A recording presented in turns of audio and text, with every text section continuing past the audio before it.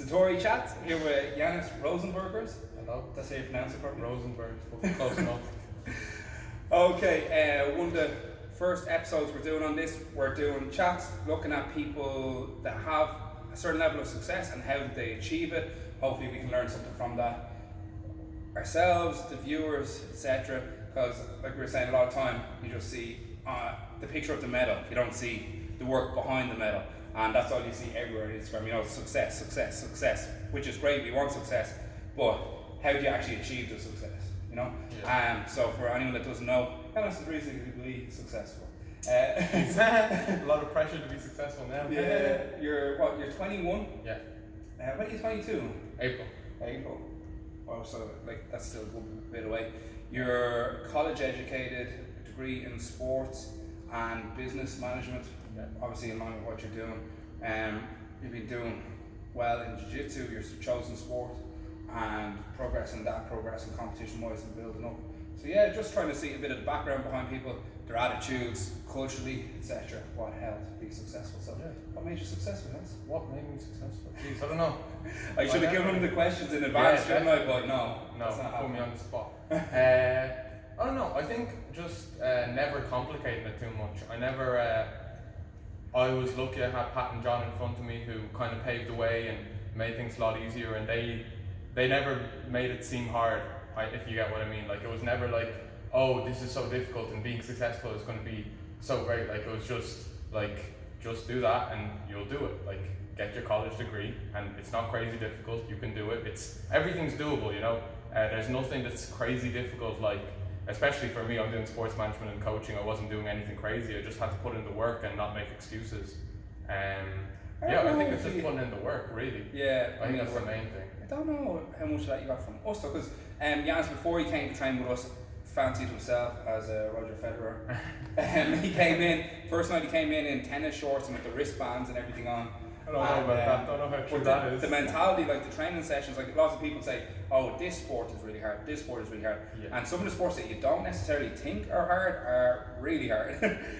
Tennis being one, like the sessions were standard 3 hours long, weren't they? Yeah, like 2 to 3 hours. 3 hours I was doing like twice or 3 times a week.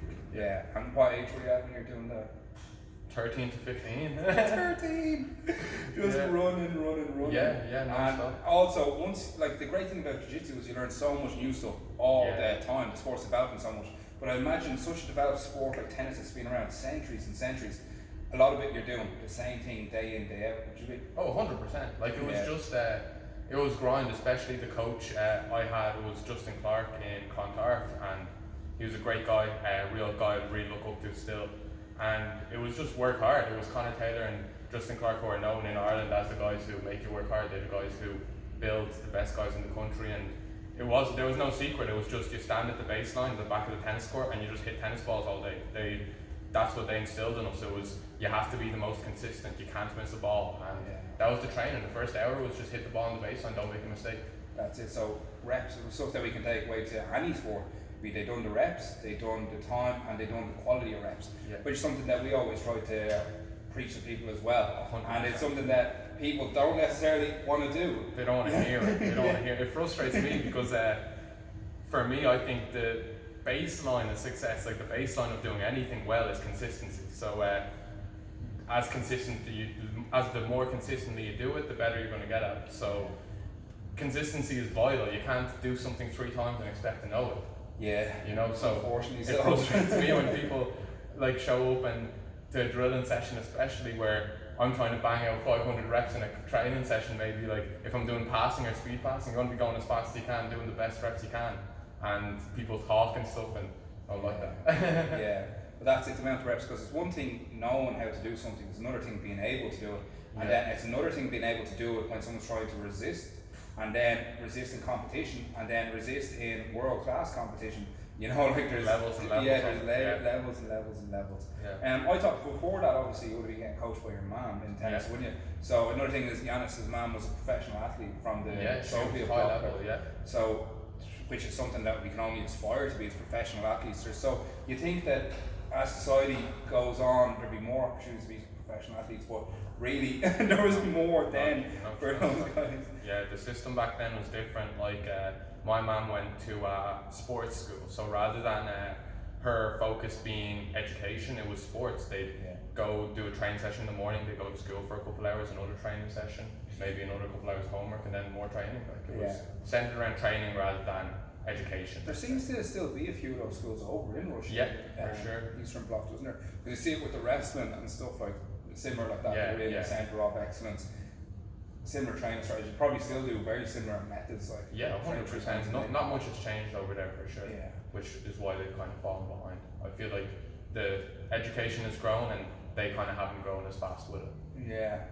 It's a tricky one, isn't it? Yeah, for sure. Yeah, because they have so much empirical knowledge, because they had so many athletes on that system, they had so much funding behind the athletes. Yeah. You think a lot of stuff that they figured out would still hold true. Maybe there's like, you can tweak it and do, but I say a lot of the current thinking and understanding of how to train is based on that era of 70s, 80s Russia, like, and USSR rather than Russia. So your man coming from that block obviously would have instilled a lot of that mentality in you growing up, like. Oh, she still instills it in me. Nothing's changed with that. Like my mum's still up here. She still trains in the mornings. She's up most mornings at like 7 a.m. She's got her first lesson at 7:30 or 8 a.m. My mum, I still am training. I come home from a hard day training. I'm wrecked. I'm like, oh, mum, how's your day? She's still doing 8 hours of coaching, and she's like, I still look at her as the person I want to work as hard as, you know. So for sure, she's still an inspiration. Like. That's tough going 8 hours in a day. Oh, easy. Because it takes so much out of you every session. Because, like, imagine sometimes it's harder coaching physically than it is training yourself. Like, depending on what tempo you're going at, because you really want to put so much of yourself forward through the class and get the results up for the people that are there that you want to see succeed. And then to do it 8 hours a day plus all the rest, like, that's tough going. So obviously, that's been a really good example for you. That's something I noticed when I was studying success. Like, they're studying like a lot of second generation, or is it first generation immigrants, whoever, like say someone from Eastern Europe moved to New York, then their children who were born in America, the amount of success they had was unbelievable. And the big part that it seemed to be was they had the example of parents working so hard and coming from a different kind of society, a different kind of background, and then putting it into keeping those same traits, character traits, habits, mentalities, and putting it into an area where you've got so much more abundant opportunity for success than maybe what people would have had. And carrying them through. So that, I think that obviously was a major part of whatever success was had. I think the culture thing is definitely like a big benefit I've had in my life. Like I'm so lucky to have a couple languages behind me, other cultures behind me, and I love, now as I get older, I appreciate it so much more. When I was younger, I didn't like it so much. Didn't like being different and stuff, but now it's like, it's cool that I have other countries I can go to that I can feel at home at, and that's a real nice part of it. Yeah, it's an interesting thing that you said there, being different, because it's strange, when you're younger, everyone will pick on you for being different. It's kind of just a part of society. But when you get, it's hard to say the exact age, but at a certain age, it flips the other way. You get rewarded for being different. Well, within reason. You can't be too different. You can't. But like, people get rewarded for that extra that they have. You know, that little bit of difference that maybe is a creative spark or whatever it might be. Society seems to reward them once you go to a certain point. So hopefully you're getting to that point. Or I'll stop giving out to you. Yeah, maybe one day I'll reach it. So that was perfect. So you had influence from your mum. Then you had obviously the coaching through tennis, also your mum would have done as well, and then joined us. Hopefully we set an okay example, and we're still working on that. You went through school, you done well in school, you went into college. Is there much from the college path that you could take into your success? Well, obviously you came out the other side and you're like already more qualified than most of the people in the country to run a gym in the area that you are interested in. What I got from college, the main thing I got was just the knowledge of how to actually do it properly. So many cowboys out there, so many, it's terrible. You see it so much, and it baffles me how so many people have the confidence to go out and tell people they're coaches and this stuff, and they have all these certificates and stuff, where it's like, I'm a personal trainer and you've done a 12-week course, like I studied 3 years of personal training. Like we had personal training modules for 3 years, you know, and even coming out after 3 years, I still would want to keep gathering knowledge. I feel like it's the sort of job that you can never stop studying if you want to be a proper personal trainer. You can't stop studying, you always have to be learning. So the thing that I got most out of it was, you're not done, like for sure. Like even now, I feel like I always have to be learning. I'm always trying to read something, always trying to improve. That's the main thing. I think a lot of people come out of school, come out of college, and they're done, you know, no one wants to learn, no one wants to keep improving, but there's no excuse for it. You always have to get better, because other people are getting better, so you got to keep up. Yeah, that's huge, just always looking to improve. Absolutely. Yeah, the personal trainer thing, I suppose, when I was learning to coach the children under Pat, I done 2 years before I took a class. And I think it's because of how important I felt the children's classes were. Yeah. I couldn't go in and half-ass it, because it's like someone's future potential you have in your hands, especially the younger age there. Like just you putting them a little bit that direction compared to that way can be absolutely huge for someone's life. Same with like your experience, where you had good experiences through tennis and through upbringing and whatnot. We can be that example for other people when they come in, whether they're children or whether they're adults. Obviously it's easier with children. So if you come in and wing that, you know, you just can't do it. I couldn't even contemplate coming in and winging it. Like, you think about the amount of time that we spent, like say even just the beginners program we have here in the Jiu Jitsu, I spent like about 7 to 8 years working on that, and it's not a finished product yet either. You know, rather than just like, you know, copy and paste someone else's and just come in and just like, there you go, let's just wing it. I don't really know what I'm talking about, let's just do whatever. Like, that's the difference though. It's the difference between mediocrity and being excellent and being great. Like that's what I think is it's so easy to wing things, it's so easy to get away with it, and most people are okay with that. And that's another thing though. A lot of people do get away with winging it because, and I've seen this with a number of other coaches, obviously won't mention them, but they just had substandard coaching, not even expectation, but they went in and someone shows up and they sign up and they see the guy there and he's wearing a black belt and they're like, oh yeah, sure, my kids go into that class, they're going to go. And then it's usually a year to 2.5 years down the line before they realise, because they don't know, they just see the guy, he has the credentials, he talks, has a spiel, sells it to them well, is wearing the black belt, has a number of other kids there training, and they think, oh, this guy knows what he's doing. And then 2 years in, they're like, what is going on? And it's only maybe at that stage that they realise that something's amiss, because a lot of people don't know how to coach well, obviously, because their profession or whatever, they could be whatever, they could work in an office, that's their area of expertise, and they might not know the difference between a con man and someone who's actually trying to do it right. Well, like even for me, the main thing is always like a good coach doesn't necessarily have to be good at the sport. Like I'm a firm believer in that, especially. Is that what you're? Yeah, that's what I am. That's exactly what I am. Yeah.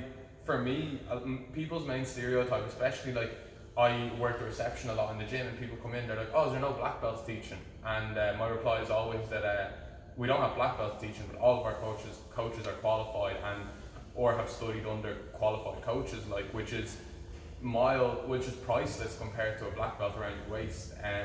You can be a world champion in jiu-jitsu and you can't coach anything, you know. That's the thing. Coaching is a skill in itself, rather than as a good coach you could coach almost anything.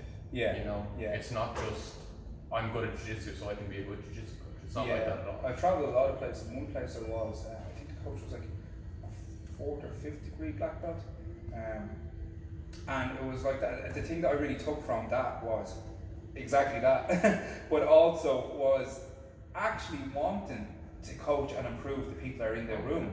And sometimes you'll have someone that is a blue belt but actually wants to improve the people he has in front of him, versus the 5th degree black belt who did not care, because we were, I won't even say because of the way it was, we were there and we were paying the money, we were paying a good bit of money, and that was it. We were there 2-3 weeks and then we were gone, so that's it. And like the difference between that and actually going, like you might be rolling with someone, even a white belt in the class, and do a nice move. At that stage I was also white belt, and you could ask them about it and you'd learn more from that white belt than you would the 5th degree black belt, which was just bizarre when you think about it, because you think 1, credentials, what level of belt you are, 2, competition achievements. But some of the best competitors that I've had the chance of training with we're absolutely not the best coaches. And then you have some that are a good combination too, like say someone like Chris Bowe, he's a very good coach and a very good competitor. So, you know, they're out there, but like a lot of the time you have someone who is a good competitor and it's not necessarily a good coach, unfortunately. 100%. Well, it's just, as you're saying, like, if you want them to succeed or not, like, passion is important as well in it. It's a performance that you're putting on as a coach. When you coach a class, you're putting on a performance. So if there's no passion in it and you don't want it to be good, it's not going to be good. Yeah. If you don't want people to succeed, they won't succeed. It's up to you to do it. So if you don't have passion, it's not going to happen. Yeah, and also then I suppose we never mentioned your competition success, because you're obviously still building up. A lot of people might not be aware of Jiu-Jitsu, unlike some other martial arts, it takes around, the average would be, not average, but normally someone who's competitive, it takes about 8 years to hit a black belt. And you've been training, what, about 5 years now? A bit more, I'd say 6. Oh, yeah, is it that long? Yeah, it's been a while. Little Yanni. Yeah, it's been a minute. So Yanni's working his way up through the belt, so not yet a black belt yet, but that's what we're hoping for in the future, success at black belt. But you've medalled at the Europeans, you've been, there is no real Irish title, like, but a lot of the Irish competitions you've won, thankfully, and just keep continuing to building up. So any thoughts on competition area? What brought you success in those areas, or what could be imparted to others to do like this? A big thing is the mentality, I think. Yeah. A big thing is training properly. Firstly, training properly is the most important thing. You have to be brutally honest with yourself. You have to put in the work. That's the hard part. Yeah. Like, it's so many people I see, they come in, they're telling themselves they're athletes and stuff. You're not an athlete if you train 3 times a week. You're not. It's unfortunately, like, I know life gets in the way and stuff, but you need to be, like, I do double sessions. I try to do double sessions most days, you know. Yeah. And at myself, I feel like I'm not doing enough. Yeah. And that's like, and then you have guys going around, they're training maybe 3-4 times a week, and they're considering themselves athletes and expecting competition success. It's not going to happen. Yeah. It's hours on the mat. Yeah, I suppose it depends on the level. So Janis is thinking about success at black belt. Yeah, for sure, 100%. And there's people in the gym who might work like shift work and train 3 times a week, and they want to win an Irish competition, which they can do. Totally different. But then if you're coming in and you're saying, like, it seems to happen a lot more in the MMA. Coming in, they're like, oh, I want to fight in the UFC, and you're like, oh, okay, yeah, brilliant. But then they train 3 times a week, and you're like, the two do not go hand in hand, unfortunately. Well, fortunately for the ones that do the work, there's less people that are going to do it, like, and then more chance for you getting where you want to get. I think another big thing though is the mentality. Like, I found, like, the big thing I talk about when, like, I say a lot to you, when I was competing in tennis, I never did well, ever. Like, you would get like 2nd, 3rd round maybe, just before the quarterfinals and stuff, and then I would always lose. And what I found is I was always putting pressure on myself, like huge amounts of pressure, and not even from like my coaches. It was me onto myself, like. And I think a lot of that was a lack of belief in myself. And now when I try to compete, I always I have to put in the work. Once you're happy with the work you've put in, you feel comfortable enough that you're going to be good enough to win the competition, or not even win the competition, but you're going to be happy with your performance. Nowadays, I don't think about winning or losing. It's, if my performance is good, I'm going to be happy, and if my performance isn't good, I'm not going to be happy. I could win the Worlds and not be happy because my performance wasn't great, and I could win, or I could lose in the 2nd round of a regional competition and fight my heart out and be super happy with it. So I think that's what the mindset should be. It shouldn't be I want to win, it should be I want to do the very best as I can, because winning is one person gets to win on the day, you know. To win the world medal, only one person doesn't lose, you know. So it's like the chances of that are very slim, so you got to just do your very best and hope it works out well. Yeah, absolutely. I think that's a good mature way of looking at it. I was in the exact same position when I was doing kickboxing, and it caused a certain amount of burnout there. Same probably with you in tennis. Put too much pressure on yourself, wanting to win before you've even got the momentum. And now, obviously, like we were saying before, you're not yet at black belt level competing. So I think that's the right mentality to have now. But once you get some success at black belt, I think being more selfish with just wanting that medal, rather than, well, performance will still be important. But I think, especially during developmental stage, the performance is most important. I think once you're getting to where you're elite level competition, it's about winning. So not making the mistakes. And I think especially when I watch a lot of the black belt matches, I find myself getting frustrated because it's like why aren't they trying to do anything, or because one mistake costs you the match, you know, like especially at black belt level, they have it so figured out, they know everything that's going to happen. Lucas Lepre is the best example of it for me. He doesn't make mistakes, like ever. Like you watch some of his matches and nothing happens for the match, but he doesn't make an inch of a mistake, and he's going to win it because he doesn't make an inch of a mistake. So from now, you're definitely right. I can afford to make mistakes, and I just do my best not to make them, but once I get to the level where I don't make mistakes anymore, I won't be making those mistakes for sure. Yeah, that's all part of the learning process, making the mistakes, learning from it, getting that wisdom, the knowledge, going on to the next stage, like at the development. So I think that's what happened to me in the kickboxing. Like I was too early, I was concentrating too much on the results before you've done all that developmental work, and probably because of the age that you dropped out of tennis, probably similarly for you, you hadn't even like developed near the levels that you could have done. But like weren't knowing you better at the time. Like. Yeah, well, I think I was just lucky. I think I found some that I really enjoyed. Like I was really lucky. A lot of my friends, they're like, oh, like you know exactly what you're going to do. You're so lucky. Like, and that is so true. Like, I found something like in jiu-jitsu that, like, I wake up every day and I'm happy. You know, especially now that I'm done college, I'm full time here. It's unreal. Like I get to do it every day, and I can't complain. You know. So I always tell people how lucky I am in that sense, like that I have found it. But if it's not what you want to do, it's not going to work that way for sure. Yeah. When was it that you knew that that's what you wanted to do? Oh, early on, like in a year of training, I think I was like, this is it. That's my thing, because a lot of people do say similar things to Janis, where because I remember, like, I can't remember the exact time it happened, but I remember it happening. You saying, oh, I'd like to run a gym at some stage. I'd like to be high level in the sport and run a gym doing it. And I was just like, oh, fair enough, because like you'd hear it from every 10 to 20 people, you hear it, like you're the only one to actually like to go pursue it through college, then set yourself up really well in that area, doing such a good job in the gym that like you really build yourself up in line with your dreams or what you want to do. Like, and very few people do. A lot of people say it because they want a particular attention, they want to be built up on that path without doing the work. They want someone else, they want to come to you with that dream so that you build it further, build the dream for them. Well, I think the main thing for that is that it's not actually their dream. I think a lot of people fail to realize that, like, you don't have to be number one in the world. It's number one is one person, you know. It's nowadays our society is so built around the outliers. It's so built around the 0.1%, you know. They're incredible people who most of us aren't them, you know. You're lucky if you are, happy days, but if you're not, it's just life, it's fate, you can't do anything about it. So I think people like try to chase these crazy dreams and like, oh, I want to be world champion, and like just enjoy it, like just train and just do something that makes you happy every day, and that's all there is to it. And it doesn't have to be crazy, that's the main thing, and it can be simple, it can be anything.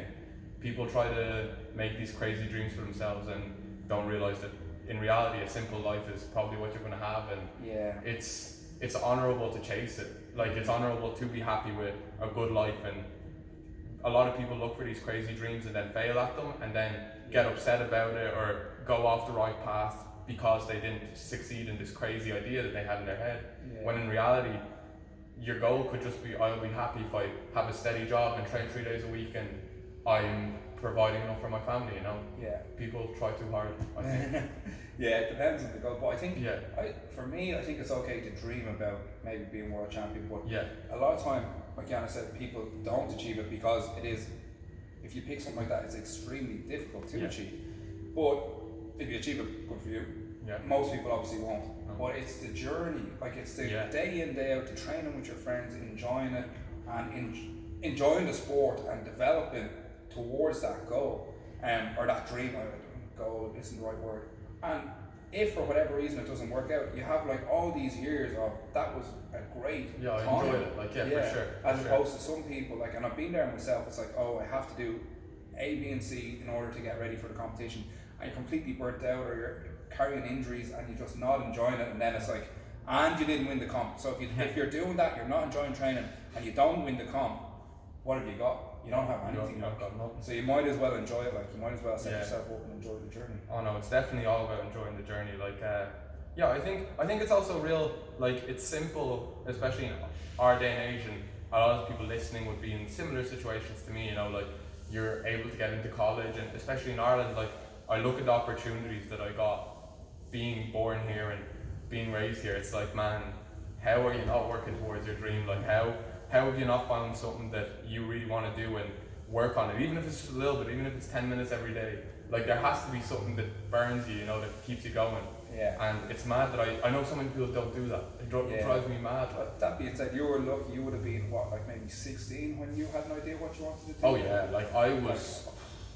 So few people have that. Yeah, I was so like, few.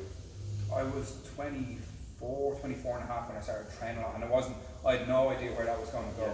Yeah. You know, and then it wasn't until like I was getting closer to 30 by the time like I really started enjoying the coaching. Like we even started. I was 28 when we started the club, I think.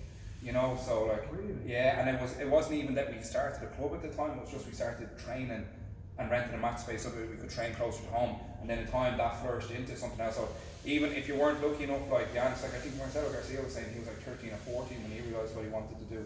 So like if you are lucky enough to find something when you're young, and then that sustains you throughout like a few decades, great, you're going to have serious success. But there might be some people out there that don't find what they want to do until they're 50. Like they might have just ended up coming through school, that led to whatever in college, and that led into whatever job afterwards, and then they've done that for a couple of decades, had a family, had bought a house, a few kids, and then they're like, have all that done, and then they're like, oh fuck, I don't actually enjoy doing that job, and then maybe they find something that they enjoy doing. Yeah, it's never too late. Yeah, it depends on the person when you find what you're passionate about, I suppose. Yeah, I think, you definitely have to have something that you're passionate about, especially like, it's just like the things you enjoy become so short term. Like I'm saying, like, oh, you enjoy every day and you have to be passionate about it and you have to love it. Like I'm not saying every day I wake up and I'm like, yes, like let's go train. It's 8 a.m. Let's go work our asses off and lift a load of weights that I don't even want to do.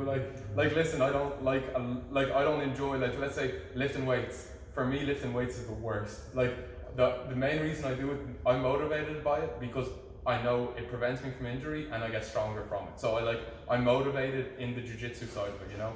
But getting up 8 a.m. doing weights sucks.